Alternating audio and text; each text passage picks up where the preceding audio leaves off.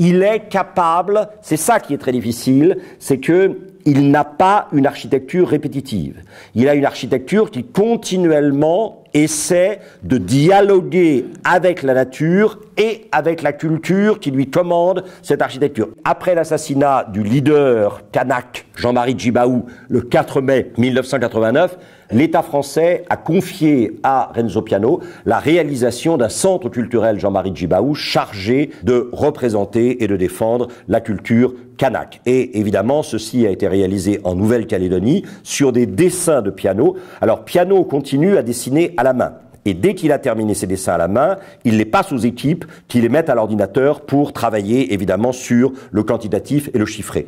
Vous le savez, le centre Jean-Marie Djibaou est constitué de 3 unités semblables juxtaposées, 3 structures avec une grande structure centrale plus haute et 2 structures latérales plus petites. Dans la première structure, vous avez les espaces publics et les expositions. Dans la deuxième structure, vous avez l'auditorium, les médiathèques et les salles de réunion. Dans la troisième structure, l'administration et l'enseignement. Voilà une des salles, évidemment, de la partie musée et une des salles de la partie documentation et enseignement, la salle de lecture. Et alors, vous voyez évidemment que ce qui, là aussi, caractérise Piano, c'est cette espèce d'attention extrêmement vigilante et respectueuse pour son environnement. À partir du moment où on lui demande un centre culturel en l'honneur de la culture kanak, il regarde quel est le travail artisanal le plus essentiel des Kanaks, c'est la vannerie, c'est la construction sur modèle de vannerie. Et vous voyez les Kanaks qui sont en train de construire évidemment une maison, une habitation, un abri, un shelter, abri qui évidemment suggère à Piano